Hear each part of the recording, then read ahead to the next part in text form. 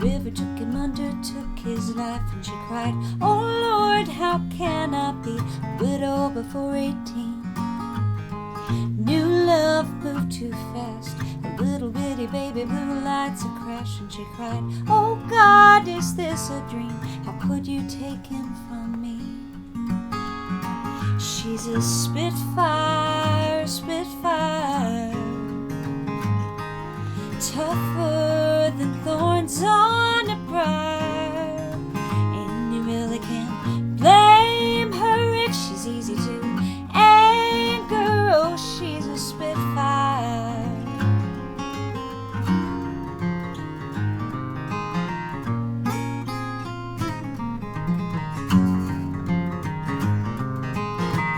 Third love, not quite the charm.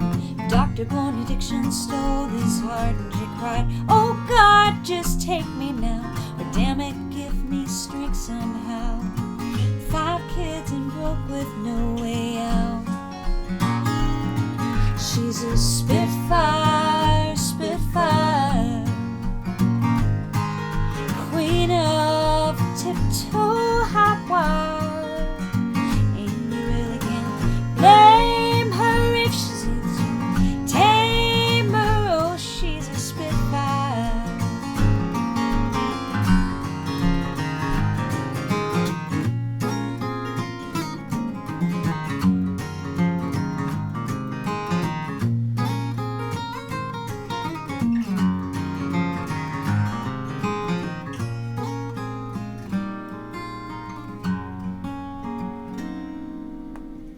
Old age, seen it all. Factories, tragedies, big and small. Her son died young, her kidney too. With callous smiles she pushes through. She's a Spitfire, Spitfire, with a take it or leave it desire, and you really can't blame her if she's easy to anger. Oh, she's a Spitfire.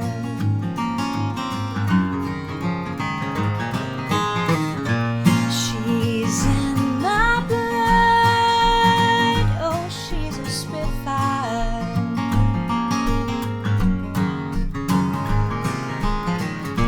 She's in my blood. Oh, she's a Spitfire.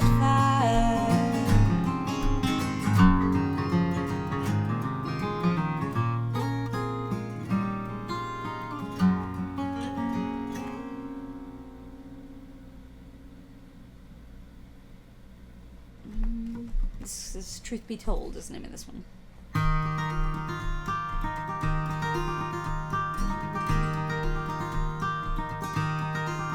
Said goodbye to the old year, hello to the new.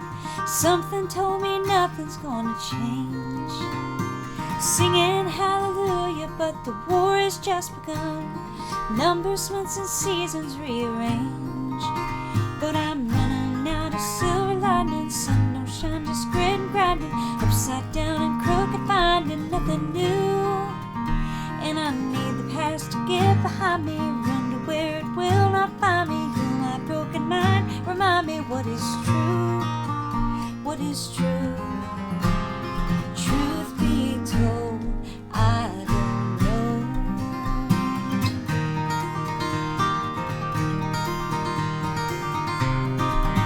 Say hello to a new world, goodbye to the old. Can't go back, we'll never be the same. Singing hallelujah, but we don't know what it means.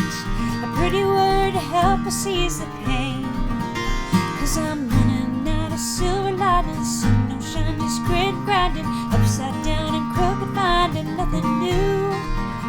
And I need the past to get behind me, run to where it will not find me. Heal my broken mind, remind me what is true, what is true. Truth be told, I don't know.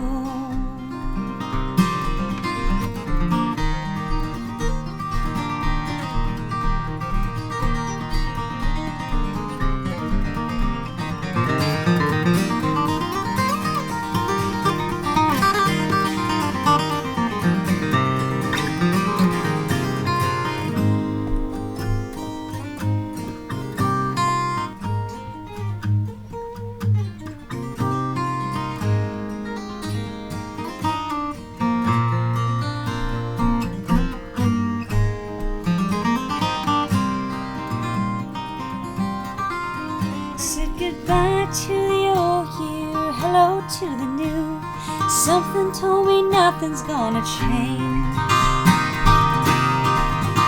'Cause I'm running out of silver linings, sun don't shine, just grit and grinding, upside down and crooked, finding nothing new. And I need the past to get behind me, wonder where it will not find me. Heal my broken mind, remind me what is true, what is true. Truth be told, I don't know.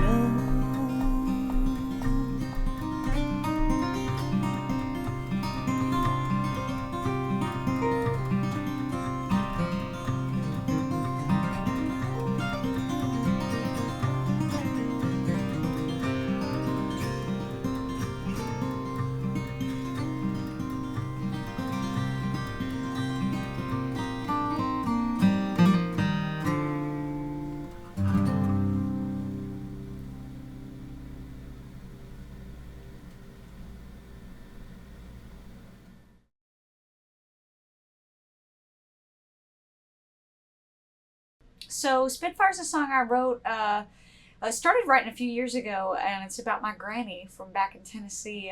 She was absolutely a Spitfire. She was this real fiery, country woman, born and raised kind of in the boonies back in Tennessee, and had really not left that part of the world very much throughout her life, grew up kind of through the Great Depression, and you think about the hard times, and a lot of times in that part of the South, they were sort of some of the last ones to get some of the resources, so it's like, kind of growing up in that environment, and life hit her hard. She, the first verse talks about being married a month and her husband drowned right in front of her. It's like that's actually a true story, and she lost her first husband, and of course she was young, like 17, when she got married, and got to have him like a month. And the song kind of, really was inspired by stories she had told me about her life. And I was always amazed at like how she,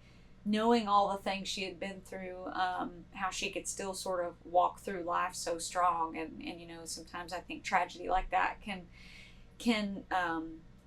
toughen a person. It can kind of harden a person, but she still had this like gentle love. And she was a fiery lady, so I always say you knew better than to mess with Granny. You knew not to mess with her, but also, she could love you like no other. And so yeah, I thought a lot about her. She's since passed on a couple years ago, but I got to tell her that I wrote a song about her called Spitfire, and I think that kind of tickled her a little bit. But I have this voice memo recording of her telling stories about her life. From it's probably like an hour and a half long, where she was a big talker, so she would always be telling these stories, and she could paint these pictures that made you feel like you were there. And so this song, in a way, though it did take a little bit of constructing, in terms of the lyrics and things like that, to make it a song form. There was so much inspiration. I've kind of jokingly said I probably could have wrote 10 more verses to this song, just because of all the things and the stories that she told. But so I wrote it for her, but I like to say that it's really for all those people we know that are like true Spitfires, that like teach us what strength looks like when we need that in our lives, when we need that reminder that we can really make it on the other side of whatever kind of hard thing we might be going through. So yeah, kind of by design, I didn't say it was about her, but it's been fun to kind of have an opportunity to sort of tell the world about my granny through the process of releasing this album. And the album, A Tiptoe High Wire, that lyric is from Spitfire, which inspired the title track of the album. So, all the way around, I feel like really connected to her, and as a way to kind of pay tribute to her a little bit, someone I loved very deeply.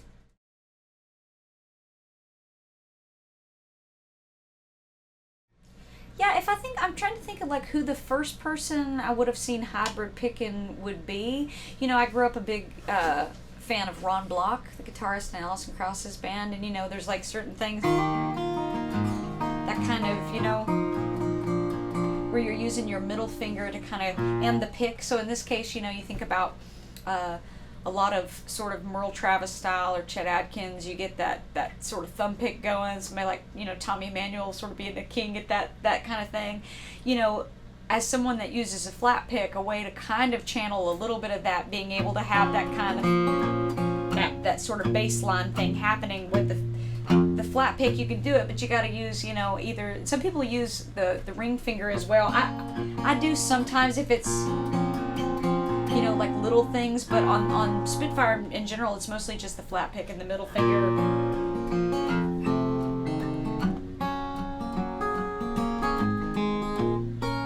And it just allows you to be able to split the strings, because like, instead of having to, do 3 notes, you can just choose 2-note voicings by being able to use the middle finger. So I'm not really sure exactly where I first started doing it. Maybe I think somebody like Ron, probably that kind of influence of being a fan of his guitar playing. But I mean, of course, here in Doc Watson, Tony Rice would occasionally do that kind of stuff as well. So I mean, those were kind of, gosh, I grew up being such a big Tony Rice fan and Doc Watson. And this song, I actually, by design, kind of wanted it to feel, I always loved Doc Watson's Walk On Boy, and I do a cover of that sometimes, and it's out of that A minor position, and so when I was thinking about this song, I kind of liked the idea of sort of basing that finger picking technique into this song in a way that was sort of inspired by a version of Walk On Boy that I have of Doc's.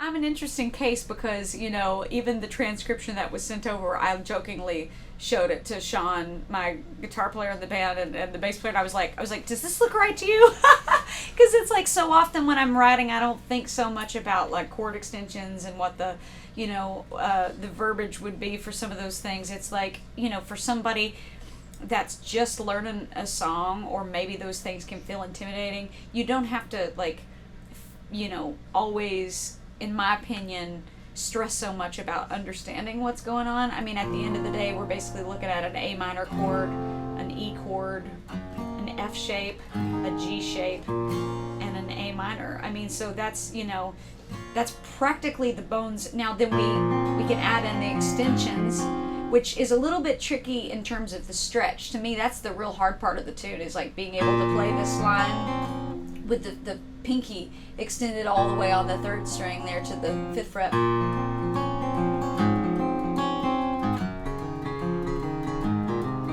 And all this is without hybrid picking. That's all just more cross picking with the flat pick. And making these stretches, to me, that's the hard part, is physically being able to play it clean. But essentially what we're doing is just, it's all an extension of an A minor chord, right? So you could play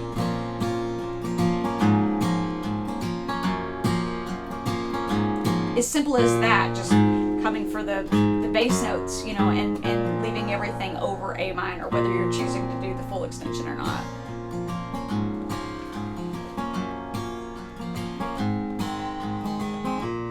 Or you could even say that it's G, F, G.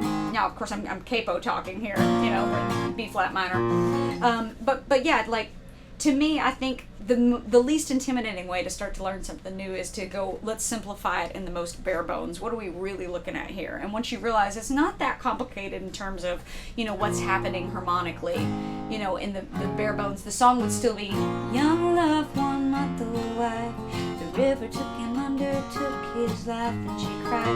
Now, in this case, I'm kind of adding the upper structure there of the F chord, but you could just play it as a river took him under, took his life, and she cried, oh Lord, how can I be a widow before 18?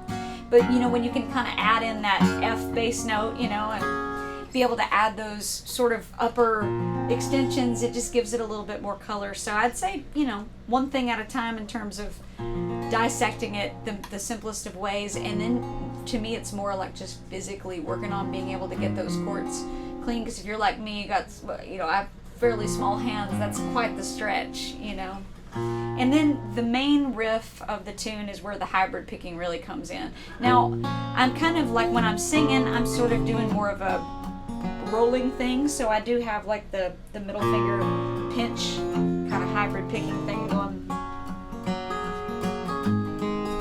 So it's a little bit of a hybrid, really. But the main line, so it's just the first two. that it's the hybrid pick, and then the rest is all flat pick.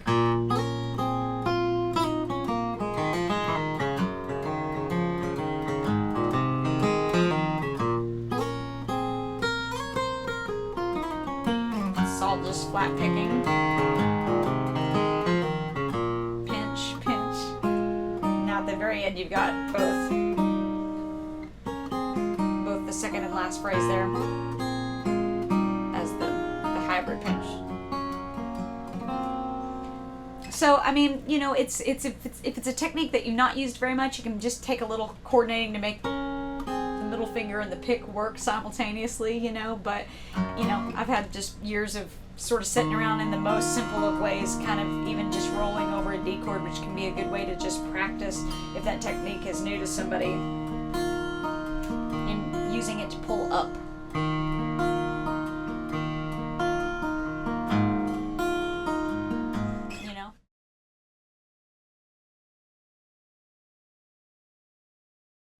Yeah, so I started playing mandolin at 8 years old, but I picked up guitar and started learning guitar about a year later. So I've always played guitar, you know, growing up. You know, I mentioned Tony Rice being one of my first heroes. I mean, I remember getting the Church Street Blues album when I was like 7 or 8, like probably before I even played an instrument. My dad brought that cassette tape home, and you know, I was riding around in his old Ford truck listening to it. So you know, the kind of sounds of his guitar playing were such an early influence to what I felt like I wanted to sound like on the instrument by the time I finally picked one up.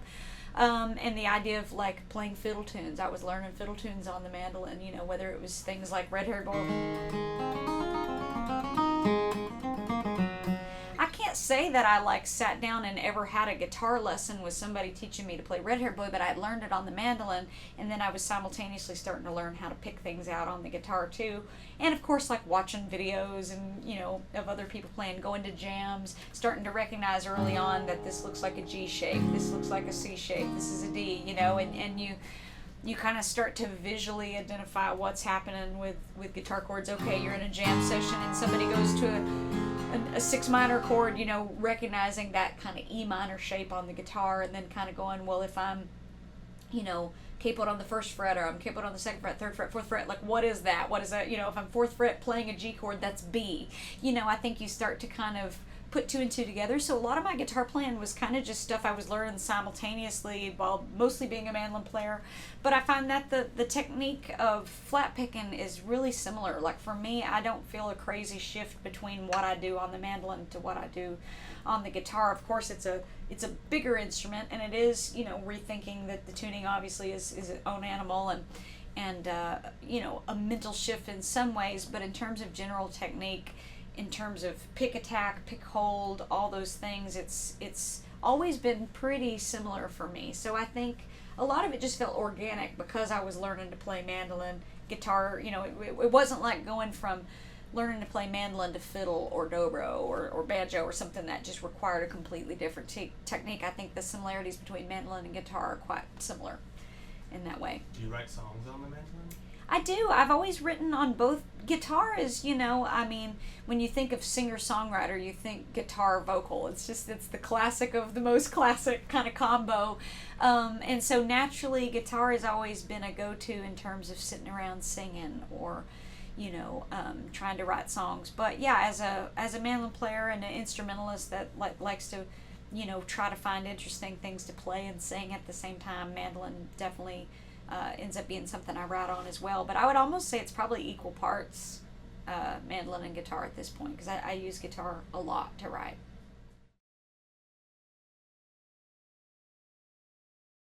Well, so I've known the Bourgeois folks, Dana and Andrew and like the whole team, for quite some time now. Just super nice guys, and I remember I remember probably the first time I ever saw somebody play Bourgeois was Brian Sutton. When he was with Ricky Skaggs, you know, and all those videos from years ago, and then Ron Block, who I mentioned earlier, has a couple, I think. So, like, I've always had seen the Bourgeois guitars floating around, and people that I loved and admired had played them. So I think in my mind I already knew, okay, well, they're a great company, and had played a few over the years. And then Dana reached out when I was playing. They're based up in Maine with their guitar shop, and so they came out to a show and had been saying, well, we'd like to build a guitar for you. And I thought, well, that's awesome, because I love playing guitar, and I do feel like a guitar player in terms of when I have an instrument, a guitar in my hands, I feel really at home in terms of it is a part of me as a musician, but it's not the instrument I play on stage very much. I mean, I probably only play guitar on a couple songs a night at most, and there's been times where I've toured for a few years and not played guitar at all on stage. So I kind of feel a little bit like a closet guitar player sometimes, unless I'm doing a more singer-songwriter type of thing, like a Spitfire kind of song, that was written specifically. So I'm not up there, ripping, Tony Rice licks all too often, because I've got Sean Richardson in my band who can do all that. But anyway, he wanted to build me this guitar, and I thought, man, that's so nice, that he would even want to do that. And so they brought out a handful of guitars to a show that I was doing in Portland, Maine, maybe, I don't know, 5 or 6 years ago now. And it was, a couple dreadnought size guitars, and then this one. And he was kind of just bringing them to be like, here's kind of a variety of the types of guitars we make. Why don't you just play a few, kind of see what's comfortable to you, and then we'll kind of build you something. And it was this very guitar was one that he brought that night. That was his personal guitar, one that he had kept. And I played a bunch of them. Plus, it's a gorgeous instrument with the wood and just, the kind of general look of the aged kind of fretboard, just the way the wood looks. I just thought was a beautiful instrument. But I played this one, and for some reason, even over some of the dreadnoughts and stuff, I was like, man, I like this size, because it's, I'm a small person, I'm a petite person. I grew up playing dreadnought, big bluegrass guitars. I had a more, D28 style guitar already, but I thought, I don't really have anything for when I am doing that kind of like more singer-songwriter thing, and I thought that's kind of primarily when I am playing guitar on stage what I'm using it for. So I thought it would be really nice to have something like this. And he could just tell that I connected with this particular guitar, and so he decided to give me this guitar out of his personal collection, which was so nice of him. He didn't have to do that. So I don't really know how long he had it, himself. So I'm not sure what year it was made, but I got it probably 5 or 6 years ago. And it's the LDBO model.